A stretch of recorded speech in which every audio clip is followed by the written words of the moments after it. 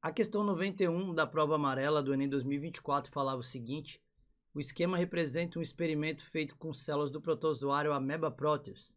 Nele, um grupo de células foi tratado com a droga citocalasina B, enquanto o outro grupo não foi tratado, servindo como controle. O formato e o movimento das células tratadas foram comprometidos.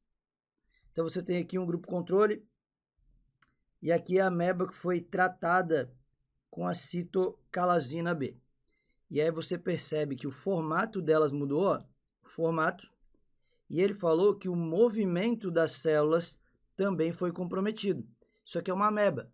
A ameba se locomove por pseudópodes, então tanto o formato quanto a emissão de pseudópodes foram comprometidos. Qual é o componente celular que foi afetado pela droga utilizada? Muitas pessoas nessa questão assinalaram membrana plasmática. Mas, meus queridos, a membrana, ela modificou ali o formato da célula, você teve uma modificação e ela não se mexeu mais. Não é a membrana responsável pelo movimento da célula. Também não é a membrana responsável pelo formato dela.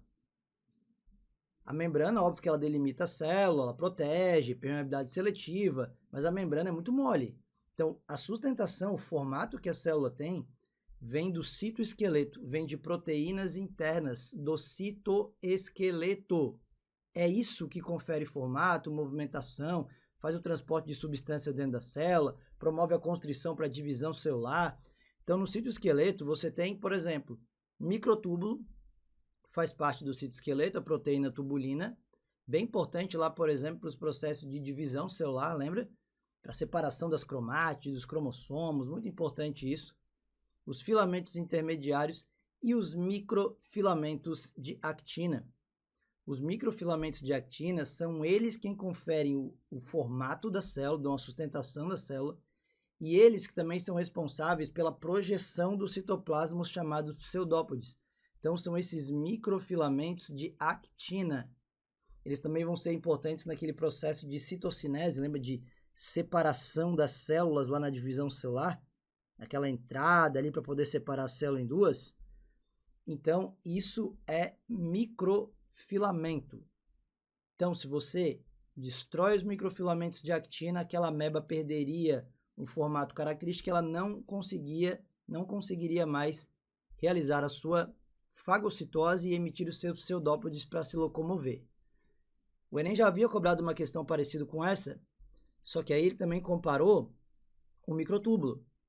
Então, quando você compromete o microfilamento de actina, é formato da célula e a questão do pseudópode. Quando você compromete o microtúbulo, você pode comprometer movimentos dos cílios e flagelos. Então, se for uma célula flagelada, se você danificar aquele microtúbulo, que também faz parte do citoesqueleto, não vai conseguir se mexer, mas é por causa do flagelo que não vai formar. Aqui é o microfilamento. Isso foi danificado. Não foi a primeira vez que o Enem cobrou esse tipo de conhecimento em relação ao citoesqueleto. Agora, espero que você esteja ligado. O citoesqueleto é importante para a célula. O citoesqueleto só é encontrado em células eucariontes. Esse é o gabarito e eu espero que você tenha entendido. A questão 93 da prova do Enem 2024, caderno amarelo, lembrando cada caderno vai ter um número de questão. Moradores do Brooklyn, bairro de São Paulo, perdem o sono com um som alto, constante e estridente.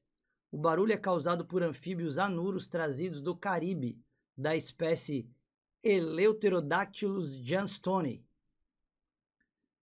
que tem tamanho um pouco maior do que um grão de feijão e que encontraram na capital um ambiente favorável. Cientistas foram até o local e encontraram esses animais nos jardins das casas. Pererecas assobiadoras tiram o sono de moradores do Brooklyn.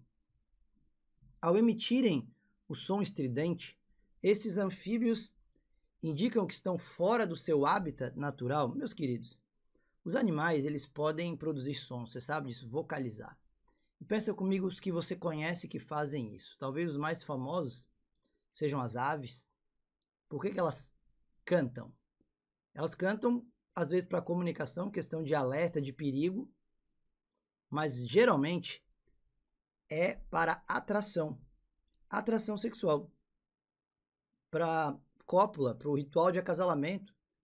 Então, o macho produz um canto para atrair fêmea. Isso é muito comum em vários animais, tá? Nos anfíbios, por que os anfíbios eles fazem esse barulho estridente? São machos tentando atrair fêmeas. Eles não estão se comunicando na questão de alertar que eles estão fora, me leva de volta para o Caribe, me leva de volta para o Caribe, eu não quero ficar aqui no Brooklyn, São Paulo. Não é isso que eles estão falando. Alertam para a presença de poluição, então o som que eles produzem é para avisar que o ambiente está poluído. Qual é o sentido? Por que eles fariam isso?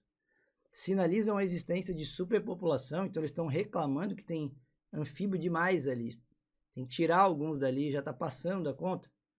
Direcionam insetos para sua alimentação, então seria o canto da sereia, que atrai os insetos com seu canto e quando eles chegam perto, o anfíbio come. Não faz sentido algum.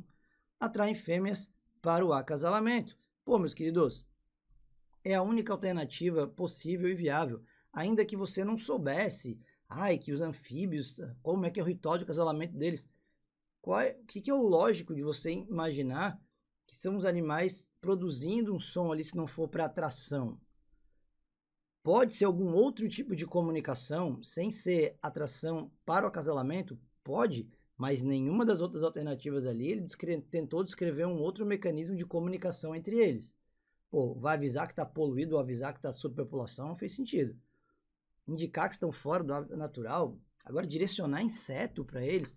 Existem várias maneiras que os animais têm de enganar suas presas, atraindo com uma cor, com formato, com movimento, com uma luzinha piscando, mas não através do seu canto, tá? Então, se você não sabia, agora você está sabendo que sim, os machos, eles produzem um som para atrair as fêmeas. Gabarito, portanto, alternativa E, eu espero que você tenha entendido. A questão 97 do caderno amarelo da prova do Enem 2024 falava o seguinte: utilizando-se o mesmo meio nutritivo, 3 gêneros bacterianos diferentes foram submetidos ao cultivo em tubos de ensaio.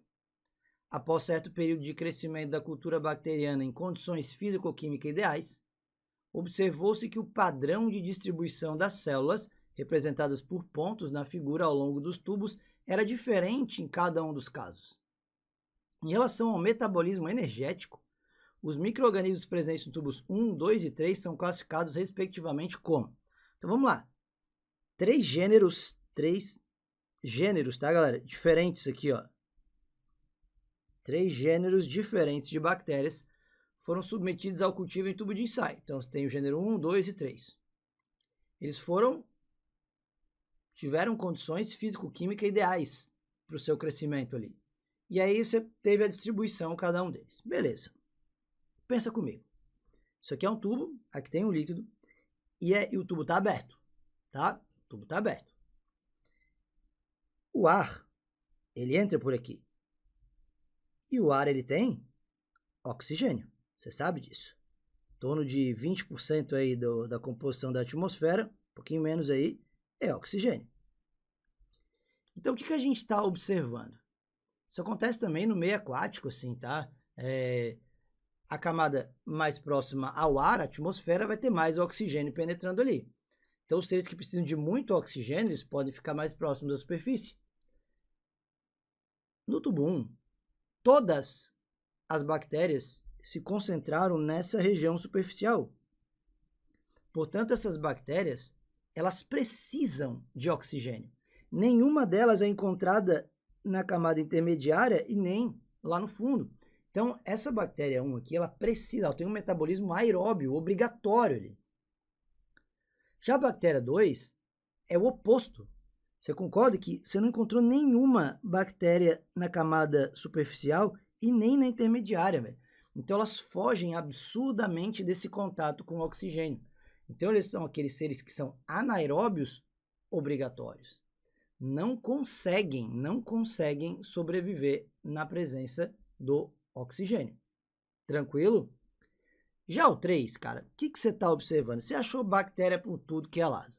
Então, vamos lá.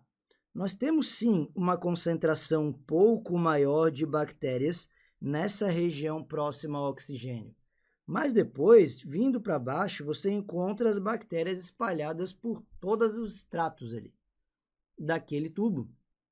Ou seja, ela prefere oxigênio, mas consegue sobreviver tranquilamente numa faixa muito grande de concentração de oxigênio. Pode ter muito, pode ter médio, pode ter pouco, ela vai conseguir sobreviver.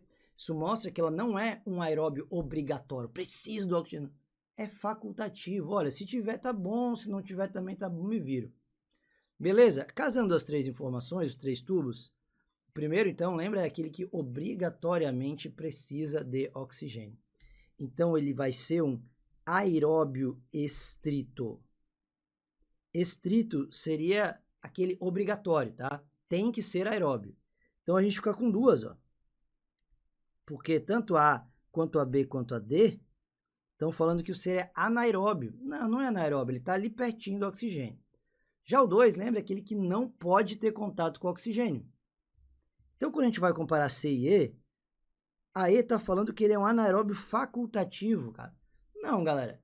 Se fosse facultativo, ele também conseguiria sobreviver na presença do oxigênio. Ele não consegue. Então, ele é um anaeróbio estrito.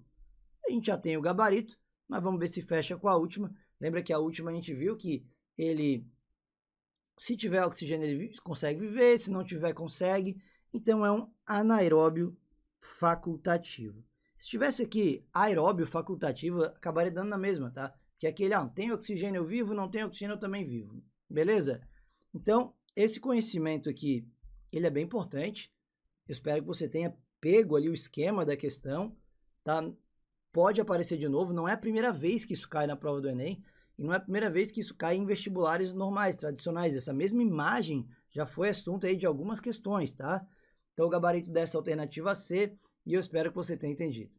A questão 99 da prova do Enem 2024, caderno amarelo, falava o seguinte: indústrias farmacêuticas e instituições científicas têm trabalhado no desenvolvimento de diferentes vacinas contra a Covid-19. Em algumas dessas vacinas, a principal estrutura antigênica é uma proteína de superfície viral chamada espícula. Essa proteína só existe em coronavírus, incluindo o SARS-CoV-2. Ela se liga a receptores de membrana específicos das células humanas por um mecanismo tipo chave-fechadura. Dessa forma, os vírus entram nas células, podendo se multiplicar e acarretar a doença. Nessas vacinas, essa proteína viral induz o quê? Galera, questão de vacina cai praticamente todo ano na prova do Enem. E eu preciso que você anote aí com você que todas as questões que o Enem cobrar sobre vacina, e ele vai perguntar o que é, como é que funciona, sempre vai ter que ter alguma dessas coisas na resposta, tá? A vacina serve para apresentar antígenos, estimular a produção de anticorpos e estimular a formação de memória, células de memória. Alguma dessas informações vai ter que estar na tua resposta, porque o Enem sempre pergunta isso. Então, se ele perguntou o que a proteína viral induz, ele falou que em algumas vacinas, a principal estrutura antigênica é essa proteína. Então, tá aqui, né? Você sabe que o SARS-CoV-2 é um vírus envelopado, e aí ele tem uma proteína que é aqui, tô representando por isso, tá? A proteína spike, é um espinhozinho que ela tem. Quando esse vírus entra no corpo, essa proteína é antigênica. O que significa isso? As células de defesa reconhecem aquilo como estranho e vão aprender a fabricar anticorpos contra. E aí a gente produz os anticorpos contra essa proteína aqui para tentar destruir e tal, e depois a gente pode lembrar de fabricar esses anticorpos. Então, se a ciência ali usa essa proteína spike aqui, tá? E ela produz uma vacina que, de alguma maneira, pega essas proteínas e mostra para as células de defesa de alguém, esse alguém vai aprender a fabricar anticorpos contra essa proteína spike e vai produzir células de memória, linfócitos B de memória. Então, ele vai lembrar disso depois. Então, toda vacina serve para apresentar um antígeno. Nesse caso, o antígeno é a proteína spike. E ele vai induzir quem? Uma produção de anticorpos e a formação de célula de memória. Então, aqui, a proteína viral induz a produção de anticorpos específicos contra o vírus?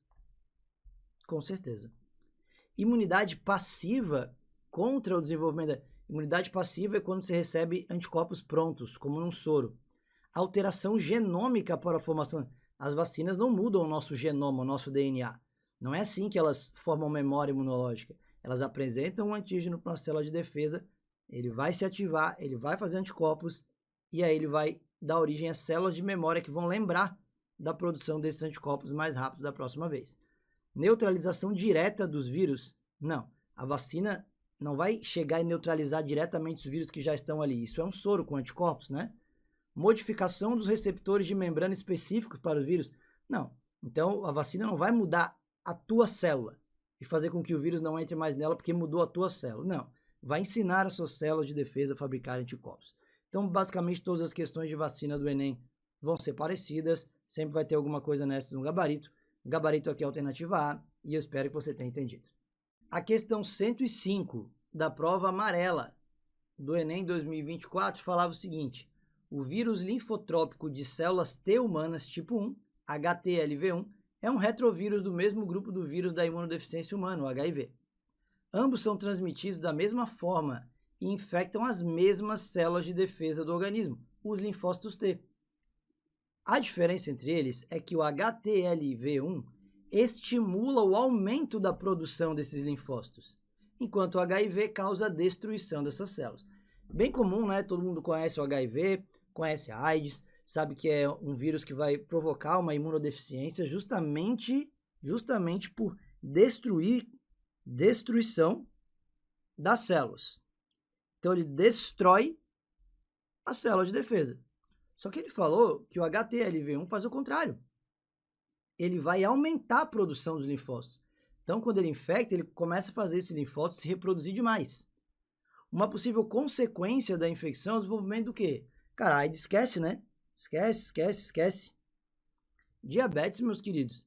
Diabetes é ocasionado por uma destruição das células beta do pâncreas ou uma incapacidade dessas células de produzir uma quantidade correta de insulina e o possível desenvolvimento de uma resistência à insulina, né? Tipo 1, as células beta são danificadas, não produzem insulina. Diabetes mellitus tipo 2, né? Quando a pessoa desenvolve uma resistência à insulina, mas isso não é ocasionado por uma infecção viral. Então não. Hepatite B é uma doença viral, sim, é um vírus. Só que é o vírus da hepatite B que afeta principalmente o fígado. Então não tem a ver com o HTLV1. Apesar de sim também ser uma infecção sexualmente transmissível. E hemorragia, né? Ela pode acontecer por diversas maneiras, mas não é pela proliferação exagerada de linfócitos. Lembra que uma hemorragia poderia acontecer por uma baixa nas plaquetas. E por que o gabarito dessa é B, câncer? E daí uma galera ficou em dúvida nessa porque está falando de uma célula do sangue, né? Meus queridos, o câncer é caracterizado por uma proliferação descontrolada de células. Isso pode acontecer em todos os tecidos que a gente tem no corpo, incluindo o sanguíneo. Existe câncer no sangue. Ou o que seria uma leucemia, se não um câncer no sangue? Tá? Então, lá na medula, né, óssea. Então, é isso, meus queridos. Quando a partir do momento que ele fala aumento da produção desses linfócitos, ele está querendo dizer que quando isso está infectado, eles vão começar a se reproduzir demais. E esse aumento pode acabar originando um câncer. A reprodução exagerada de qualquer grupo de célula pode acabar originando um câncer, tá? Portanto, para cá nós temos o gabarito alternativa B, tá? Esse é um vírus que afeta humanos, é uma infecção sexualmente transmissível ou por contato sangue, compartilhamento de seringa, aquilo ali. É importante porque ele pode afetar gravemente as células do sangue, linfócitos T, como você viu, e até ocasionar um câncer. Então tá aqui o nosso gabarito alternativa B e eu espero que você tenha entendido. Uma das questões mais polêmicas da prova do Enem 2024 foi essa aqui, que falava que a fitorremediação é uma técnica que utiliza plantas para remediação de ambientes contaminados. A descontaminação de solos pode ocorrer por descarte, absorção e metabolização, imobilização, extração ou volatilização do poluente, conforme representado na figura. Cara, então você tem aqui uma planta, as várias maneiras como ela pode acabar descontaminando o ambiente, e o nome disso é fitorremediação. Biorremediação é quando a gente usa um ser vivo para reduzir a concentração de algum poluente. Se esse ser vivo for uma planta, posso chamar de fitorremediação. Cara, e aqui, velho, nesse item aqui, ele começa a descrever, tem uma legenda ali, ó, fitoestabilização. vai imobilizar os contaminantes através da absorção pelas raízes, precipitação, redução à valência. Então, fitoestabilização. Está aqui, ó, no desenho. Então, ele vai acabar imobilizando esses nutrientes ali. Fitovolatilização é a retirada de poluentes pelas plantas e a transferência para uma forma volátil. Tá? Então, essa fitovolatilização, esses nutrientes eles acabariam sendo liberados na atmosfera, esses poluentes, né? Você vai volatilizar aquilo. Fitodegradação. Degradação dos contaminantes orgânicos por ação enzimática. Beleza? Então, tá aqui. Fitodegradação. Fitoestimulação. Estimulação dos micro-organismos degradadores de contaminantes orgânicos. Tá? Fitoestimulação. Tá aqui. Vai estimular micro-organismos a quebrarem aquele composto orgânico. E a fitoextração é a remoção de poluentes pelas raízes e sua transferência e acúmulo na parte aérea das plantas. Então, tá aqui, ó. Fitoextração, você extrai pela raiz, acumula ali na parte aérea. O método que retira o mercúrio de uma área contaminada, impedindo sua entrada na cadeia alimentar, é a seguinte. Por que que essa questão ela teve um componente ruim, tá? Ruim. Não foi a primeira vez que os vestibulares cobraram uma questão exatamente com essa mesma imagem aqui, tá? E eu vou te dizer uma coisa. É muito comum em ambientes aquáticos, que sejam utilizadas plantas, que elas absorvem aquele poluente nas suas raízes, transfere aquilo para as folhas, então tira da água e incorpora na biomassa, e aí o que se faz com essas plantas? Retira essas plantas daquele local e elimina a planta. Então a planta serve para puxar aquilo da água, acumular dentro da sua biomassa, a gente vai lá e tira. Por que tira? Justamente porque você não quer uma planta com aquele contaminante nas suas folhas e que ela sirva de alimento para algum animal, passando então esse contaminante para a cadeia alimentar. Não é a intenção tirar da água do solo, mas fazer entrar na cadeia alimentar, hipótese alguma. Por isso que se tira essas plantas. Aqui, faltou ele descrever isso. Faltou ele descrever essa etapa aqui na fitoextração. Depois eles tiram aquelas folhas ali que estão contaminadas, tá? Porque senão elas podem servir de alimento para algum animal e isso acabar entrando na cadeia alimentar. E ele falou aqui, ó, algo que impede a entrada na cadeia alimentar. Isso acaba deixando muita gente com dúvida e gerando uma polêmica nesse gabarito aqui. Porque, via de regra, as questões que pedem uma coisa dessa vão falar de fitoextração. E tá lá na E, né? Ó, fitoextração, em que as plantas que acumulam mercúrio são cultivadas nesses locais e a biomassa rica do metal é retirada após o crescimento, tá? Então, é isso que acontece.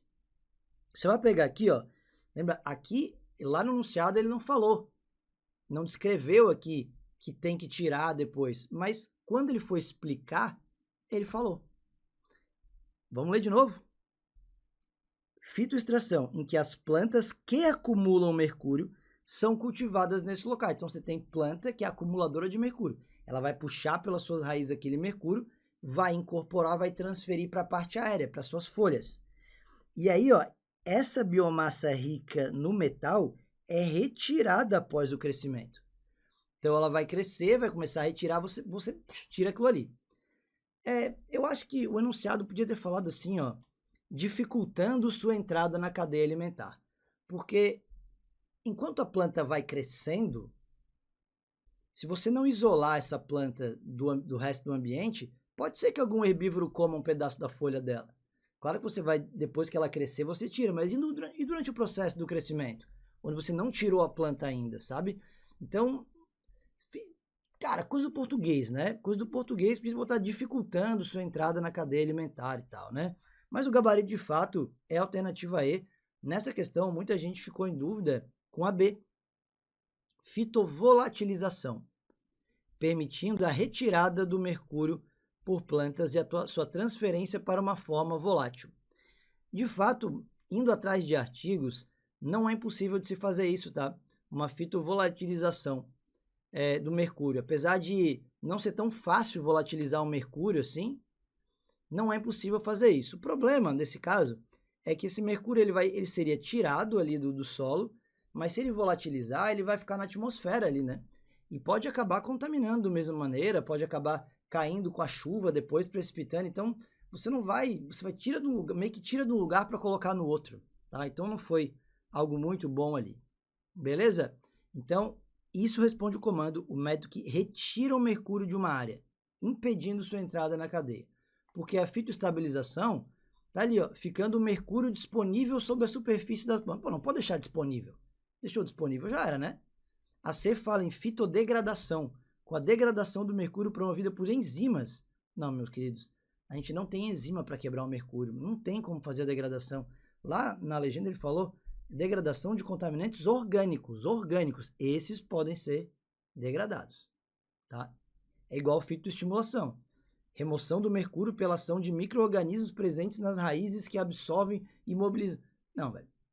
Lá na legenda, ele falou estimulação de degradadores de contaminantes orgânicos, não mercúrio.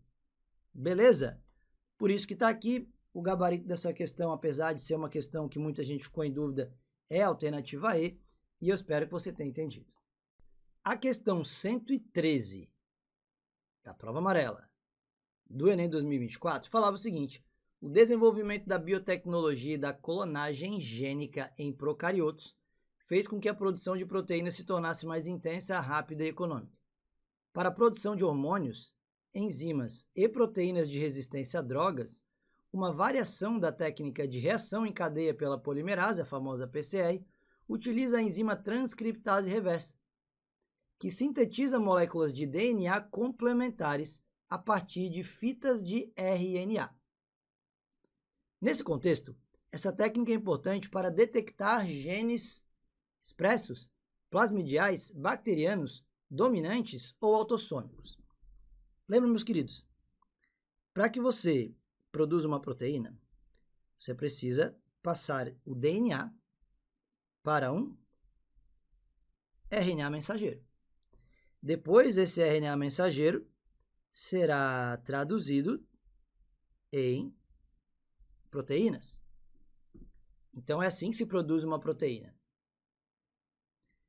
É assim que ele falou ali que se produz hormônio, enzima, proteína de resistência. Tá? A gente consegue com a biotecnologia. O que a gente faz nessa biotecnologia? A gente insere um gene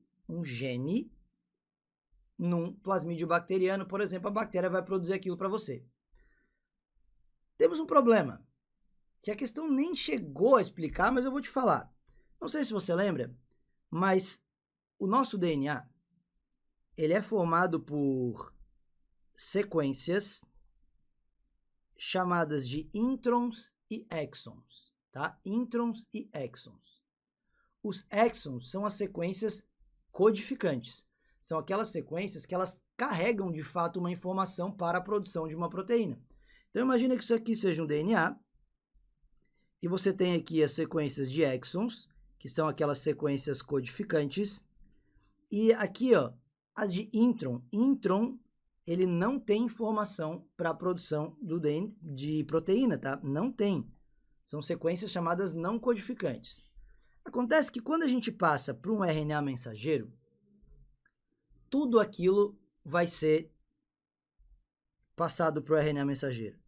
Toda aquela sequência é passada para o que eles chamam de pré-RNA mensageiro. Só que não adianta nada apresentar aqueles introns lá para o ribossomo, porque eles não conseguem fazer a leitura.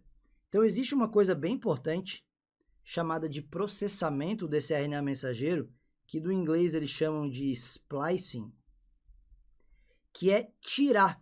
O splicing, meus queridos, ele elimina esses introns aqui, ó, e ele une apenas os exons. Então, quando você vai formar um RNA mensageiro pronto, ele já está sem os introns. E aqui sim ele pode ser usado para a produção de proteína. Então, aquele gene que ele é expresso, ou seja, o que é um gene expresso? Você pegou aquele gene e usou ele para fazer uma proteína, ele passou por essa etapa de transcrição, do splicing e a tradução, que é a leitura, produzir proteína. E aí entra a transcrição reversa, o RT-PCR. O que a transcrição reversa faz, meus queridos? A transcrição reversa, ela pega um RNA e ela forma um DNA a partir dele. É ao contrário da transcrição. A transcrição é pegar um DNA e passar para um RNA. A transcrição reversa, aqui ó, transcrição reversa, é pegar um RNA e passar para um DNA. Só que esse DNAzinho, ele é chamado DNA complementar, como ele falou aqui, ó, DNA complementar. Ele tem uma característica importante, porque quando você passa do RNA mensageiro para o DNA, você está usando um RNA mensageiro que já não tem mais introns nenhum. Você tirou todos aqueles introns no splicing, lembra? Então ele já está pronto. Se ele está sendo traduzido, se você está usando ele para produzir proteína, é porque ele já está prontinho ali. Então, quando a gente passa esse RNA para um DNA complementar, esse DNA só vai ter exons. E é isso que você precisa enfiar numa bactéria, porque a bactéria não tem introns. Seres procariontes não têm introns, então eles não vão saber lidar com aquele intron. Ele não sabe remover, não tem splicing em bactéria. Por isso que esse DNA complementar é importante, porque ele só tem exons. Ele só tem exons. A lógica, então, meus queridos, de você utilizar uma técnica chamada de RT-PCR, que vai sintetizar essa molécula a partir de RNA, é porque essa transcriptase reversa, ela serve para fazer o quê? Para se ligar a RNA e formar DNA. Se ligar a RNA e formar DNA. A RT, a transcriptase reversa, não vai se ligar a DNA, a genes, não. Ela vai se ligar a RNA. Então, esses genes que são expressos, que foram expressos, é o que forma o RNA. Se existe um RNA mensageiro, galera, é porque existiu um DNA que foi passado para cá. Então, isso aqui, ó, significa que aquele DNA foi expresso. E é isso que significa um gene. Gene é um trecho de DNA com informação para a produção de um produto gênico, de uma proteína, por exemplo, de um hormônio ali. Isso é um gene. Então, se eu encontro um RNA dando bobeira lá no meu citoplasma, é porque eu tinha um gene lá no núcleo, passei para um RNA mensageiro e levei para lá. Se eu quero esse gene que produz, eu uso o RT, a transcriptase reversa, para reconhecer esses RNAs, produzir um DNA ali, e aí eu introduzo naquela bactéria. Isso é biotecnologia e faço ela produzir. Então, essa técnica não é importante para detectar genes plasmidiais. Genes plasmidial é um gene que está lá no plasmídio da bactéria, que é DNA. Então, o que é uma RT-PCR? Uma transcriptase reversa vai fazer o que com DNA? Transcriptase reversa pega RNA, tá? Para detectar genes bacterianos, não, meus queridos. Então, isso aqui, ó, você produz, para produzir hormônio, ó, o desenvolvimento da biotecnologia e da clonagem gênica em procariotos fez com que a produção de proteínas tornasse mais intensa, rápida e econômica. Então, eles vão pegar a produção de hormônios, enzima e proteína de resistência, através de um RT-PCR, que vai detectar quais genes são esses que fazem essa produção, e eles vão conseguir inserir esses genes em outras bactérias e amplificar aquilo ali. Então, não serve para detectar genes dominantes ou autossômicos. Gene autossômico é aquele que não tem a ver com cromossomos sexuais, tá? Em momento algum ele citou características condicionadas por genes que estão em cromossomos sexuais, em cromossomos autossômicos, e que isso vai fazer você conseguir produzir mais hormônios e uma proteína. Assim como não serve para detectar genes dominantes. Por que dominante? Em algum momento do enunciado ele falou que os genes dominantes são esses que produzem essas enzimas e proteínas? Não, velho. Você quer saber quais genes produzem aquilo ali. Para isso você tem que ver quais genes foram expressos. Para você reconhecer isso, quais genes foram expressos, são aqueles genes que a célula consegue usar para produzir RNA mensageiro, produzir proteína. Então, se eu consigo achar esses RNAs mensageiros, eu já sei quais genes foram expressos. Quem é que encontra esse RNA mensageiro? Uma enzima que pega esse RNA mensageiro e transforma em DNA. Ela serve para isso. Ela pega isso aqui como um molde e ela vai produzir DNA. Essa enzima é a transcriptase reversa, que ele falou ali no enunciado. Portanto, o gabarito para essa questão aqui é a alternativa A. Uma questãozinha chatinha, muita gente ficou em dúvida, eu sei disso, mas eu espero que agora você tenha entendido. A questão 116 do caderno amarelo do Enem 2024 falava que, apesar de os animais representados no cladograma compartilharem o mesmo ancestral, eles se caracterizam por distintos padrões de reprodução ou de nutrição dos embriões e descendentes. Ao longo do processo evolutivo, percebem-se, entre esses animais, perdas e ganhos nos padrões citados que envolvem o ou a. Ó, ele falou que esses padrões, ó, padrões de reprodução ou de nutrição dos embriões e descendentes. Pô, galera, então tá claro que o que ele quer é comparar os monotremados, os marsupiais e os placentários ali no padrão de reprodução ou da nutrição do embrião e dos descendentes. Então, o que a gente teve? Perdas e ganhos nesses padrões ao longo. Envolveram o que ao longo do processo, tá? Então, de monotremados para marsupiais e para placentário. Aumento no número de descendentes por ninhada. Essa foi a mudança no padrão. Então, a gente tem monotremado tendo menos descendentes, marsupiais tendo mais do que os monotremados e os placentários tendo mais do que... Não, hipótese alguma. A gente não teve um aumento. Nós temos vários animais placentários que têm poucos descendentes e animais monotremados que podem ter mais descendentes. Mudança no tipo de fecundação de externa para interna. Então, galera, todos os mamíferos fazem fecundação interna. Todos os mamíferos, todos os répteis, todas as aves. Então, o encontro dos gametas ocorre dentro do corpo. Então, não no ambiente. Redução da versatilidade de reprodução, que se torna unicamente sexuada. Então, está querendo dizer que nos demais grupos, os monotremados fazem reprodução assexuada. Então, ao longo do tempo, daí os marsupiais e os placentários só sexuados. Não, não existe reprodução assexuada ali nesse grupo dos mamíferos. Desenvolvimento embrionário que passa do meio aquático para o terrestre. Meus queridos, todos os mamíferos, eles vão se desenvolver por dentro de uma bolsinha cheia de um líquido chamada de bolsa amniótica. E o líquido é o líquido amniótico. Então, independente de estar no ambiente terrestre ou aquático, vai ter aquela água ali. Então, não, né, meus queridos? A gente passa do meio aquático para o terrestre, o desenvolvimento embrionário de todos ocorre, querendo ou não, no meio aquático. Mas vamos pensar que o ambiente é terrestre. Nós temos mamíferos placentários vivendo em ambiente aquático. A baleia, o golfinho, por exemplo. Então, não. Diminuição da vesícula vitelínica associada ao desenvolvimento da lactação. Então, vamos lá. Eu concordo que essa questão ela não foi a questão mais maravilhosa de todas, tá? Mas, o que a gente tem aqui? Isso é meio óbvio, tá?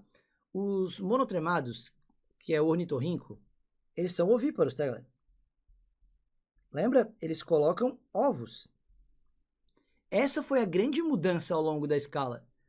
Os marsupiais, eles não botam mais ovos. Eles têm um útero, o desenvolvimento intrauterino é muito rápido e o grande desenvolvimento dele vai se dar dentro do marsúpio.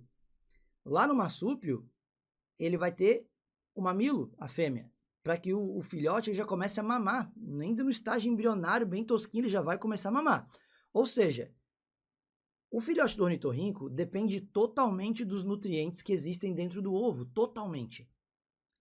Esse nutriente ele está dentro de uma bolsa ou saco chamado saco vitelínico, ou vesícula vitelínica, como está dizendo ali. Então tem que ter muito vitelo, tipo ovos dos répteis e das aves.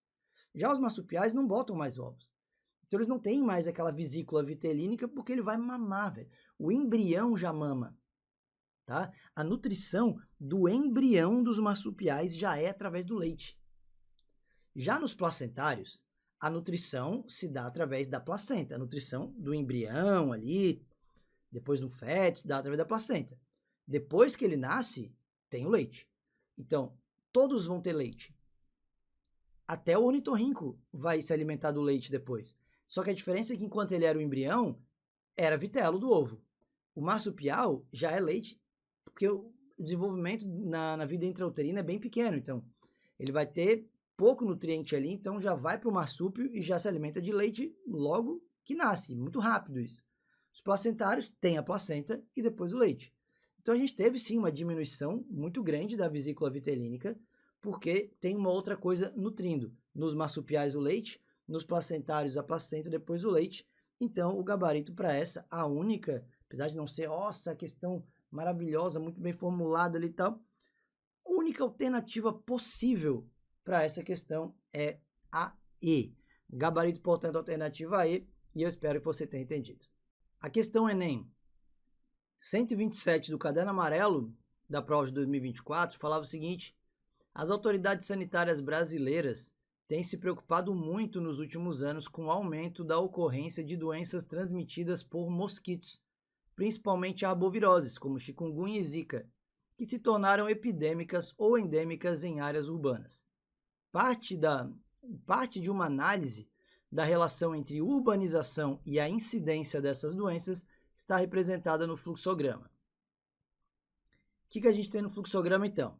Você tem um processo de urbanização, isso culmina numa ausência de saneamento básico, que vai culminar numa contaminação da água, que consequentemente numa redução da biodiversidade aquática e no aumento dos riscos para a saúde humana. Beleza. Nesse contexto, como a urbanização está causando riscos à saúde humana? Nesse contexto, o que seria o contexto, meus queridos? A gente trouxe um fluxograma, você vai ter que dar uma analisada naquele fluxograma ali. O contexto que ele trouxe é de que nos últimos anos tem tido um aumento da ocorrência de doenças transmitidas por mosquitos. É isso. Você tem muito mosquito. Então, o que esse fluxograma tem a ver com mosquito ali, galera? Então, urbanização, ausência de saneamento básico. Essas doenças que ele falou ali, arbovirose, chikungunya, zika, elas não estão exatamente relacionadas com saneamento básico na questão de contaminação da água. Você não vai contrair aquilo ingerindo uma água ou alimento contaminado. Então, o que o fluxograma tem a ver com chikungunya, zika e arbovirose, velho? Aí você vai lá, disseminando verminoses. Claro, é claro que esse contexto todo de falta de saneamento básico vai facilitar a disseminação de verminoses, mas ele falou nesse contexto, e o contexto que ele trouxe, cara, é arbovirose, velho, chikungunya, zika, é mosquito, não falou de verminose. Então, causando a eutrofização de lagoas, claro que contaminando água, nós temos a eutrofização de lagoas, e isso de alguma maneira pode causar risco à nossa saúde se a gente utiliza aquela água de lagoa para alguma coisa. Mas, de novo, cara, o contexto falou que a autoridade tem se preocupado com o aumento da ocorrência de doença transmitida por mosquito. O contexto é esse. Aumentando a chance de contato com coliformes. Claro que o esgoto jogado na água vai fazer com que a gente entre mais em contato com coliformes, isso é péssimo para a saúde. Mas, de novo, não tem a ver com mosquito. Diminuindo a população de predadores aquáticos. Então, vamos lá. Alguma coisa a gente está fazendo para aumentar a quantidade de mosquitos reproduzindo.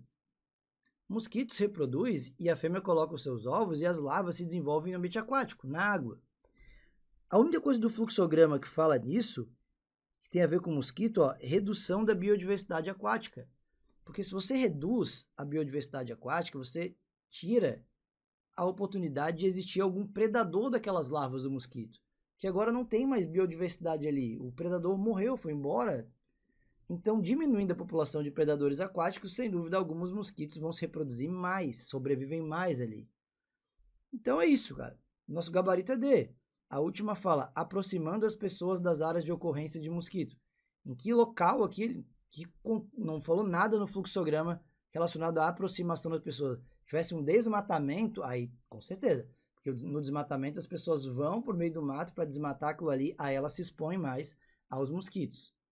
A única coisa assim que essa questão, não foi a mil maravilhas, é porque ele deu exemplo, né, de chikungunya e zika, que são arboviroses transmitidas pelo Aedes aegypti.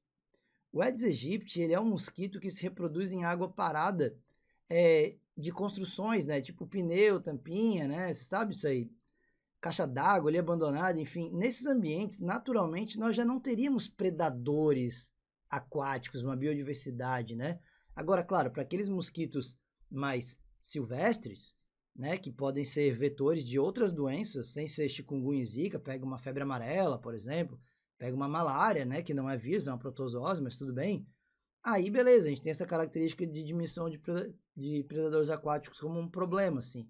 Para o Aedes aegypti nem tanto, mas, de novo, é a única alternativa que cabia de acordo com o contexto que ele trouxe. Não era só interpretar o fluxograma, esse tinha que entender o contexto que era mosquito. Por isso o gabarito é a alternativa D e eu espero que você tenha entendido. A questão 128 do caderno amarelo do Enem 2024 falava o seguinte: impactos do microplástico. A ação de fatores abióticos aliada à biodeterioração contribuem para a formação de microplásticos, os quais se aderem a outros poluentes orgânicos apolares persistentes, como os derivados de pesticidas lipossolúveis. Há uma proporcionalidade direta entre a solubilidade desses tipos de poluentes e sua concentração nos tecidos dos organismos expostos a eles.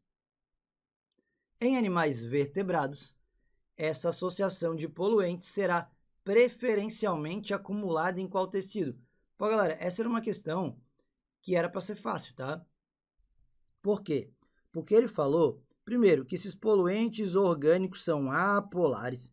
Depois ele falou que são pesticidas lipossolúveis. Lipossolúveis. Lipo vem de lipídio, galera. Então, que tecido tem muito lipídio? E esse pesticida lipossolúvel vai acabar acumulando, concentrando, impregnando ali. Tecido ósseo, tecido nervoso, epitelial, adiposo ou sanguíneo? Tecido adiposo, né, galera? Tecido adiposo é aquele tecido formado por adipócitos. São células que são capazes de armazenar lipídio, armazenar gordura. Então, se algo é lipossolúvel, vai acabar solubilizando naquele lipídio e pode impregnar ali, como esses pesticidas que o enunciado descreveu. Então, na minha humilde opinião, uma das questões mais rápidas da prova do Enem 2024 e também uma das questões que não era para ser considerado difícil, tá? Então, era uma questão que se a pessoa quer mandar bem no Enem, quer tirar um TRI mais alto, tem que matar. Não sei se você entendeu ou acertou quando fez, mas eu espero que tenha entendido agora porque que a única resposta possível aqui, já que ele falou em pesticida lipossolúvel, é tecido adiposo, alternativa D. Eu espero que você tenha entendido. A questão 130 do caderno amarelo da prova do Enem 2024 era uma questão que também era para ser uma questão mais fácil e mais rápida de fazer, por causa de um ponto ali importante que ele falou no enunciado, mas vamos lá. Com base em testes realizados em ratos, concluiu-se que os compostos nitrosos são substâncias mutagênicas, ou seja, produzem mutações nas células e possivelmente câncer. Esses compostos podem ser obtidos pela reação entre nitrito de sódio, que é um conservante adicionado às carnes, e o ácido clorídrico. O ácido nitroso produzido irá reagir com os compostos nitrogenados, como as aminas, dando origem aos compostos nitrosos. Em qual órgão esse processo será iniciado? Então ele falou um monte de composto nitroso, é terror, né? É mutagênico. Só que para formar esse composto nitroso, a primeira coisa que tem que fazer é uma reação, velho. Isso aqui é obtido pela reação entre o nitrito de sódio, que é um conservante, e o ácido clorídrico. Isso inicia todo o processo, porque essa reação forma o ácido nitroso, que vai reagir ali com aminas, dando origem aos compostos nitrosos, que é o terror lá, o mutagênico. Só que a reação começa quando o nitrito de sódio reage com o ácido clorídrico, HCl. Em qual órgão nós temos a presença do ácido clorídrico? No estômago, meus queridos, no estômago. É lá no estômago que nós encontramos o ácido clorídrico como componente do suco gástrico. Portanto, se o que inicia tudo é a reação entre o nitrito de sódio e o ácido clorídrico, o início de tudo se dará no estômago. Alternativa E eu espero que você tenha entendido. A questão 131 do caderno amarelo da prova do Enem 2024 falava assim: sistemas agroflorestais, as SAFs. Os sistemas agroflorestais alinham os interesses econômicos aos ecológicos. Esses sistemas podem ser usados na recuperação ambiental de áreas degradadas que se tornaram pouco produtivas, como as utilizadas por muito tempo para pastagem. Para isso, num primeiro momento, as árvores nativas são plantadas em conjunto com culturas agrícolas anuais, como feijão, mandioca, milho e abóbora, que geram renda para os proprietários da terra e incentivam a manutenção do sistema. Em um segundo momento, são introduzidas outras espécies, como trepadeiras e arbustos, de acordo com um arranjo espacial e temporal pré-estabelecido. Nesse processo, ocorrerão mudanças graduais na estrutura e composição das comunidades vegetais ao longo do tempo, que culminarão no aumento da diversidade do ambiente. O conjunto dessas mudanças graduais é análogo ao processo natural denominado. Pô, meus queridos, essa também era para ser uma questão relativamente tranquila, tá? Porque quando ele fala aqui, ó, que ocorrerão mudanças graduais na estrutura e composição das comunidades vegetais ao longo do tempo, isso vai culminar num aumento da diversidade. Estamos falando de uma sucessão ecológica. Sucessão ecológica é essa transformação gradual na complexidade de uma comunidade até que se atinja uma comunidade estável, complexa, chamada clímax ou final. Então, se ele falou que no primeiro momento bota uma planta X, no segundo momento bota arbusto, isso vai mudando a complexidade do ambiente, temporalmente, estamos falando de uma sucessão ecológica.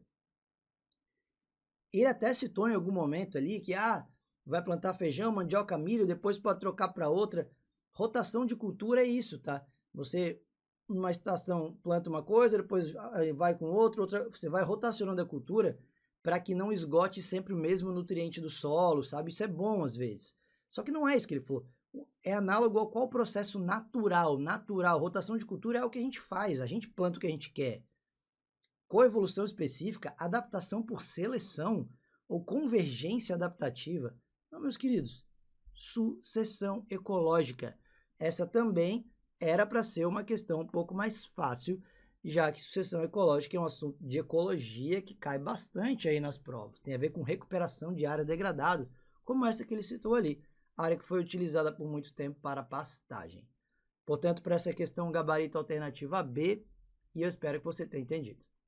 A questão 132 do caderno amarelo da prova do Enem 2024 falava que as fibras musculares esqueléticas não são todas iguais. As fibras lentas, também conhecidas como fibras vermelhas, apresentam muitas mitocôndrias e são bem supridas por vasos sanguíneos. Já as fibras rápidas, ou fibras brancas, apresentam poucas mitocôndrias e recebem menor suprimento sanguíneo. Dessa forma, a distribuição das fibras nos músculos esqueléticos do corpo auxilia de forma diferenciada no desempenho físico de um atleta. Um atleta que sonha em disputar os Jogos Olímpicos e tem uma maior proporção de fibras brancas que fibras vermelhas teria mais vantagens na realização da prova D. Então, olha só, ele falou que lá no enunciado as fibras não são todas iguais. Existem as fibras que são as fibras lentas, que são chamadas de fibras vermelhas, que elas têm muitas mitocôndrias e são bem supridas por vasos sanguíneos. Já as fibras brancas, que é a que o atleta tem maior proporção, essas fibras brancas são fibras rápidas. Elas apresentam poucas mitocôndrias e recebem menor suprimento sanguíneo. Pensa comigo, uma fibra rápida, ela quase não tem sangue chegando lá, então ela não tem muito oxigênio à sua disposição, ela não consegue produzir tanto ATP, porque o ATP precisa de oxigênio para produzir na respiração celular. Sem oxigênio tem fermentação, que produz ATP rápido, mas é muito pouco. Então essa fibra rápida, ela vai ser aquela fibra para exercícios de curta duração, ela é muito rápida, mas ela vai fadigar com uma velocidade maior. Então não é uma fibra de resistência. A fibra lenta que é a fibra vermelha, muita mitocôndria, muito oxigênio, muito sangue chegando lá, vai ser aquela fibra que consegue trabalhar por mais tempo. Então, mesmo sem saber nada disso previamente, quando você bate o olho nos esportes, tá? Você vê ali, ó, triatlo é longo, é uma prova longa. Tem um investimento energético por um bom tempo. Marcha atlética, nossa, extremamente desgastante também. Maratona aquática, a pessoa vai nadar quilômetros, também é extremamente desgastante e demora. Ciclismo em estrada, muito complicado também, difícil de fazer, envolve um gasto energético absurdo e a pessoa fica muito tempo em cima da bicicleta. Então, mesmo ou se você não soubesse bem a diferença de uma fibra branca e vermelha, dava para você responder só analisando as alternativas. Então, isso tem que ficar ligado. Triatlo, marcha atlética, maratona aquática e ciclismo tem uma característica em comum, que é um gasto energético por muito tempo. Já o salto em altura, obviamente não quer dizer que é fácil, o atleta vai lá, corre, salta. E deu. O esforço dele, apesar de muito agressivo, assim, dura poucos segundos. É o tempo da corrida, do salto, caiu lá na espuminha lá e acabou, no colchonete lá e acabou. Entendeu? Então, é diferente. É um esporte de explosão. Tem que correr rapidão, saltar ali e acabou. Não vai ficar 10 minutos fazendo isso. Depois ele dá um intervalão, faz de novo depois de um intervalo longo. Então, é o único item que dá para responder. Mas só para a gente fechar bem isso, porque isso cai bastante. Aqui, meus queridos, ó, a fibra vermelha é fibra utilizada em esportes de longa duração. Essa fibra vermelha, ela é aeróbia. Ela tem uma produção lenta de ATP, mas ela demora ali a fatigar, tá? Ela tem uma produção mais lenta de ATP, mas ela produz muito ATP ao longo do tempo. Então você vai fazer um exercício de longa duração, é a fibra lenta. Muita mioglobina, muita mitocôndria, muito sangue chegando lá. Já a fibra branca, está escrito aqui, é uma fibra de sprint. É a fibra de explosão, a fibra rápida. E ela é principalmente anaeróbica. Como assim? Ela, como não tem um suprimento de sangue ali, de oxigênio, ela vai produzir ATP por fermentação, que produz muito rápido, mas pouco. Então ela vai fatigar rapidamente. Por isso que é uma fibra de explosão. Então para cá, para essa questão, nós temos o gabarito alternativa B, que vai ser o único esporte ali de fato, a única prova que vai exigir uma explosão. Então esse atleta que tem uma maior proporção de fibra branca vai ter uma clara vantagem nesse tipo de esporte. Um atleta que tem maior proporção de fibra vermelha teria vantagem nos demais. Beleza? Tranquilo? Gabarito alternativa B e eu espero que você tenha entendido. A questão 133 do caderno amarelo da prova do Enem 2024 falava o seguinte: o Cerrado e a Amazônia abrigam um grande número de serpentes popularmente conhecidas como cobras corais. Na Amazônia predominam as corais verdadeiras, que são peçonhentas, enquanto no Cerrado prevalecem as falsas corais, que não possuem peçonha. Essas espécies apresentam um padrão de coloração muito semelhante. Essa similaridade traz uma vantagem tanto para as corais falsas como para as verdadeiras. Nas fotografias são apresentados exemplos dessas serpentes, uma coral verdadeira e uma coral falsa. Micrurus decoratus à esquerda, Erythrolampus asculapi, a falsa coral.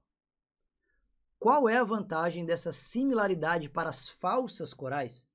O que a falsa coral tem como vantagem em ser parecida com uma coral verdadeira, que é uma serpente extremamente peçonhenta? Meus queridos, o nome disso é mimetismo. Esse mimetismo, que é o mimetismo, seria chamado mimetismo batesiano ali, nós temos um animal que é inofensivo, ele se assemelhando a um outro que tem algum perigo, ou é um animal muito agressivo, ou tem alguma peçonha, por exemplo, como é o caso da coral verdadeira. O fato dela se parecer com a coral verdadeira vai fazer com que outros animais não se aproximem. E esses outros animais poderiam ser predadores. Então o predador ele vai olhar e falar assim, é melhor eu tentar achar uma outra presa, já que aquela ali pode me oferecer risco. Então, a vantagem é facilitar a captura de presa, ficando vermelho, branco e preto ali, uma cor bem chamativa, não. Isso vai diminuir a competição por recursos? Os outros não vão querer competir com ela pela cor? possibilita a geração de indivíduos híbridos, então o fato dela ser parecida faz com que ela consiga cruzar e gerar híbrido? Não, vive no Cerrado, na Amazônia. Reduz a possibilidade de sofrerem predação. Com certeza, meus queridos. Então, reduz a probabilidade de sofrer predação. É por isso que um animal, ele mimetiza um outro mais perigoso. É para se proteger, é para se defender. Quer dizer, não é sempre por isso, tá? Mas é o principal motivo. Então, temos aqui o gabarito para essa também não era para ser uma questão difícil, tá? Não sei o que você achou. Eu espero que, se na hora você não acertou, pelo menos agora você tenha entendido que o mimetismo é esse. O mimetismo é quando um ser se parece com o outro. E a vantagem que ele vai ter de se parecer com o outro é porque esse outro normalmente vai oferecer algum perigo.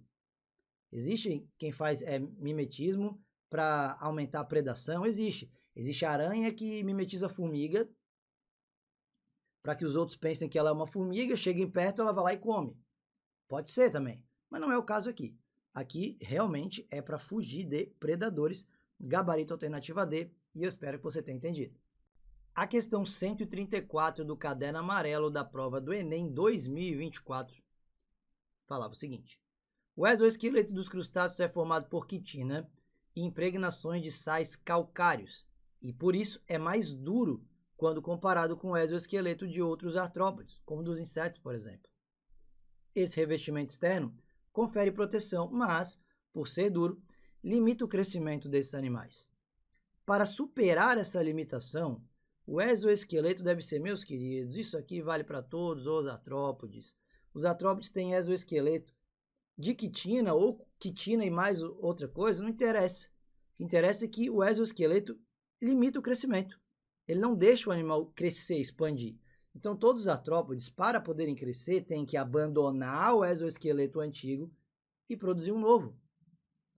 Esse abandono de exoesqueleto antigo e produção de novo, essa troca de exoesqueleto é chamada de muda ou ecdise, que é estimulado por um hormônio. Esse hormônio é chamado de ecdisona.